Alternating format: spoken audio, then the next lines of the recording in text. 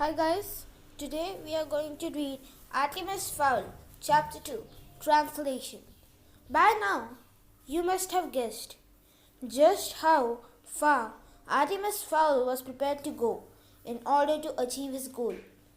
But what exactly was this goal? What outlandish scheme would involve the blackmailing of an alcohol-addicted sprite? The answer was gold. Artemis's search had begun 2 years previously, when he first became interested in surfing the internet. He quickly found the more arcane sites, alien abduction, UFO sightings, and the supernatural. But more specifically, the existence of the people. Trawling through gigabytes of data, he found the hundreds of references to fairies from nearly every country in the world. Each civilization had its own term for the people, but they were undoubtedly members of the same hidden family. Several stories mentioned a book carried by each fairy.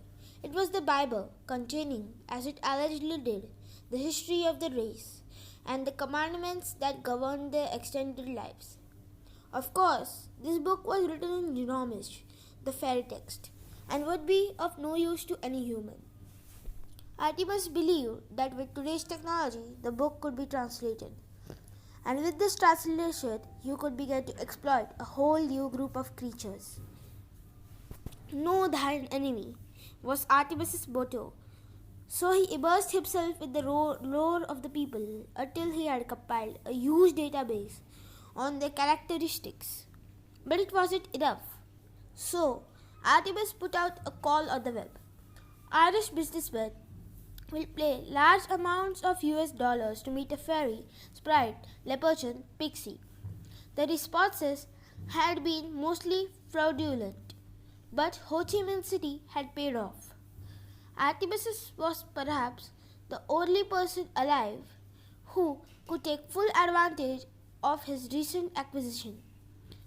He still retained a childlike belief in magic, tempered by an adult determination to exploit it. If there was anybody capable of relieving the fairies of some of their magical gold, it was Artemis Fowl II. It was early morning before they reached Fowl Manor. Artemis was anxious to bring up the file on his computer. But first he decided to call in on Mother. Angeline Fowl was bedridden. She had been since her husband's disappearance. Nervous tension, the physician said. Nothing for it but rest and sleeping pills. That was almost a year ago. Butler's little sister, Juliet, was sitting at the foot of the stairs. Her gaze was boring a hole in the wall. Even the glitter mascara couldn't soften her expression. Artemis had seen that look already. Just before Juliet had suplexed a particularly cheeky pizza boy. The suplex Artemis gathered was a wrestling move, an unusual obsession for a teenage girl. But then again, she was, after all, a butler. Problems, Juliet? Juliet straightened hurriedly. My own fault, Artemis. Apparently, I left a cap in the curtains. Mrs. Fowl couldn't sleep. Muttered Artemis, scaling the oak staircase slowly. He worried about his mother's condition. She hadn't seen the light of day in a long time now. Then again, should she miraculously recover, emerging revitalized from her bedchamber, it would signal the end of Artemis's own extraordinary freedom. It would be back off to school and no more spearheading criminal enterprises for you, my lad. He knocked gently on the arched double doors. Mother, are you awake? Something smashed against the other side of the door. It sounded expensive. Of course I am awake. How can I sleep in this blinding glare? Artemis ventured inside. An antique four-poster bed threw shadowy spires in the darkness, and a pale silver light poked through the gap in the velvet curtains. Angeline Fowl sat hunched on the bed, her pale limbs glowing white in the gloom. Artemis, darling, where have you been? Artemis sighed. She recognized him. That was a good sign. School trip, mother. Skiing in Austria. Ah, skiing, crooned Angeline. How I miss it. Maybe when your father returns. Artemis felt a lump in his throat. Most uncharacteristic. Yes, perhaps when father returns.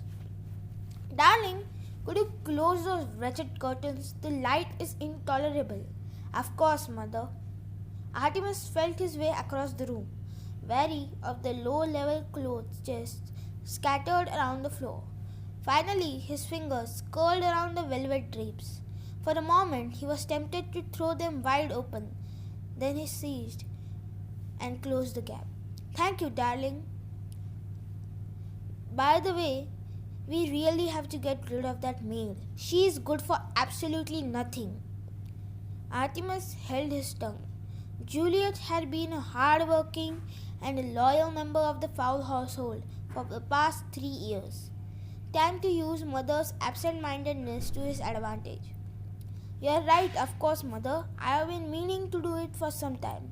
Butler has a sister, I believe, who would be perfect for the position. I think I have mentioned her. Juliet. Angeline frowned. Juliet? Yes, the name does seem familiar. Well, anyone would be better than that silly girl we have now. When can she start? Straight away. I'll have Butler fetch her from the lodge. You're a good boy, Artemis. Now give Mummy a hug. Artemis stepped into the shadowy folds of his mother's robe. She smelled perfumed, like petals in water, but her arms were cold and weak. Oh, darling, she whispered, the sound of sent goosebumps popping around Artemis's neck. I hear things at night. They crawl along the pillows and into my ears. Artemis felt that lump in his throat again. Perhaps we should open the curtains, mother. No, his mother sobbed, releasing him from her grasp. No, because then I could see them too. Mother, please! But it was no use. Angeline was gone. She crawled to the far corner of the bed, pulling the quilt under her chin. Send the new girl. Yes, mother. Send her with the cucumber slices and water. Yes, mother. Angeline glared at him with crafty eyes. And stop calling me mother. I don't know who you are, but you are certainly not my little Artie. Artemis blinked back a few rebellious tears. Of course, sorry, sorry. Don't come back here again, or I'll have my husband take care of you. He's a very important man, you know. Very well, Mrs. Fall. This is the last you'll see of me. It had better be. Angeline froze suddenly. Do you hear them? Artemis shook his head. No, I don't hear any. They are coming from me. They are everywhere. Angeline dived for cover beneath the bedclothes. Artemis could still hear her terrified sobs as she descended the marble staircase. The book was proving far more stubborn than Artemis had anticipated. It seemed to be almost actively resisting him. No matter which program he ran it through, the computer came up blank. Artemis had copied every page, tacking them to the walls of his study. Sometimes it helped to have things on paper. The script was like nothing he had seen before, and yet it was strangely familiar. Obviously, a mixture of symbolic and character-based language. The text meandered around the page in no apparent order. What the program needed was some frame of reference, some central point on which to build. He separated all the characters and ran comparisons with English, Chinese, Greek, Arabic, and Cyrillic texts. Even with Ogham, nothing. Moody with frustration, Artemis sent Juliet scurrying when she interrupted him with sandwiches and moved on to symbols. The most frequent recurring pictogram was a small male figure, male, he presumed, though With the limited knowledge of the fairy anatomy, he supposed it could be a female. A thought struck him. Artemis opened the ancient languages on his power translator and selected Egyptian. At last, a hit. The male symbol was remarkably similar to Anubis god representation on Tutankhamun's inner chamber hieroglyphics. The first written human stories were about fairies, suggesting that their civilization predated man's own. It would seem that the Egyptians had simply adapted an existing scripture to suit their needs. There were other resemblances, but the characters were just dissimilar enough to slip through the computer's net. This would have to be done manually. Each geometric figure had to be enlarged, printed, and then compared with the hieroglyphs. Artemis felt the excitement of success thumping inside his ribcage. Almost every fairy, pictogram, or letter had an Egyptian counterpart. Most were universal, such as the sun or birds, but some seemed exclusively supernatural and had to be tailored to fit. The Anubis figure, for example, would make no sense as a dog god. So, Artemis altered it to read the King of Fairies. By midnight, Artemis had successfully fed his findings into the Macintosh. All he had to do now was press decode. He did so. What emerged was a long, intricate string of meaningless gibberish. A normal child would have abandoned the task long since. The average adult would probably have been reduced to slapping the keyboard, but not Artemis.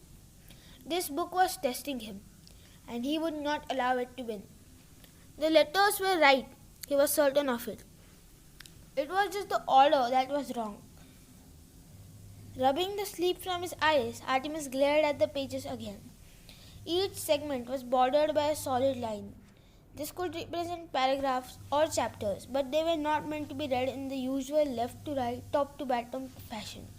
Artemis experimented. He tried Arabic right to left and the Chinese columns. Nothing worked. Then he noticed that each page had one thing in common, a central section. The other pictograms were arranged around this pivotal area, so a central starting point perhaps. But where to go from there? Artemis scanned the pages for some other common factor. After several minutes he found it. There was on each page a tiny spearhead in the corner of one section. Could this be an arrow, a direction? Go this way. So the theory would be start in the middle and then follow the arrow, reading in spirals. The computer program wasn't built to handle something like this, so Artemis had to improvise. With a craft knife and a ruler, he dissected the first page of the book and reassembled it in the traditional Western languages order, left to right, parallel rows. Then he rescanned the page and fed it through the modified Egyptian translator. The computer hummed and whirred, converting all the information to binary. Several times it stopped to ask for confirmation of a character or symbol. This happened less and less as the machine learned the new language. Eventually, 2 words flashed on the screen. Fowl converted. Fingers shaking from exhaustion and excitement, Artemis clicked print. A single page scrolled from the laser writer. It was in English now. Yes, there were mistakes, some fine-tuning needed, but it was perfectly legible and most importantly, perfectly understandable. Fully aware that he was probably the first human in several thousand years to decode the magical words, Artemis switched on his desk light and began to read. The Book of the People. Begin instruction to our magics and life rules. Carry me always, carry me well. I am thy teacher of herb and spell. I am thy link to power arcane. Forget me and thy magic will wane. 10 times 10 commandments there be. They will answer every mystery. Curses, curses, alchemy. These secrets shall be thine through me. But fairy, remember this all above. I am not for those in mud that crawl, and forever be doomed shall be the one who betrays my secrets one by one. Artemis could hear the blood thumping in his ears. He had them. They would be as ants beneath his feet. Their every secret would be laid bare by technology. Suddenly, the exhaustion claimed him, and he sank back in his chair. There was so much yet to complete, 43 pages to be translated for a start. He pressed the intercom button that linked him to the speakers all over the house. Butler, get Juliet and come up here. There are some jigsaws I need you to assemble. Perhaps a little family history would be useful at this point. The Fowls were indeed legendary criminals. For generations, they had skirmished on the wrong side of the law, hoarding enough funds to become legitimate. Of course, once they were returned almost immediately to crime. It was Artemis the First, our subject's father, who had thrown the family fortune into jeopardy. With the breakup of the communist Russia, Artemis Sr. had decided to invest a large chunk of fowl fortune in establishing new shipping lines to the vast continent. New consumers, he reasoned, would need new consumer goods. The Russian mafia did not take too kindly a Westerner muscling in on their market, and so decided to send a little message. The message took form of a stolen Stinger missile launched at the Foul Star on a way past Murmansk. Artemis Sr. was on board the ship, along with Butler's uncle and 25,000 cans of soda. It was quite an explosion. The Fowls were not left destitute, far from it. But billionaire status was no longer theirs. Artemis II vowed to redeem this. He would restore the family fortune, and he would do it in his own unique fashion. Once the book was translated, Artemis could be planning in earnest. He already knew what the ultimate goal was. Now he could figure out how to achieve it. Gold, of course, was the objective. The acquisition of gold. It seemed that the people were almost as fond of the precious metal as humans. Each fairy had its own cachet, but not for much longer if Artemis had his way. There would be at least one of the fairy folk wandering around with empty pockets by the time he'd finished. After 18 solid hours of sleep and a light continental breakfast, Artemis climbed to the study that he had inherited from his father. It was a traditional enough room, dark oak and floor-to-ceiling shelving. But Artemis had jammed it with the latest computer technology. A series of networked Apple Macs whirred from various corners of the room. One was running CNN's website through a DAT projector, throwing oversized current affair images against the black wall. Butler was there already, firing up the hard drives. Shut them all down, except the book. I need quiet for this. Manservant stared. The CNN site had been running for almost a year. Artemis was convinced that the news of his father's rescue would come from there. Shutting it down meant that he was finally letting go. All of them?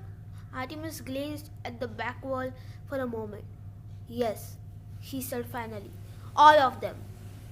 Butler took the liberty of patting his employer gently on the shoulder just once before returning to work. Artemis cracked his knuckles. Time to do what he did best. Plot dastardly acts. Chapter 2 over. Chapter 3 coming shortly. Please subscribe to the channel and like for more such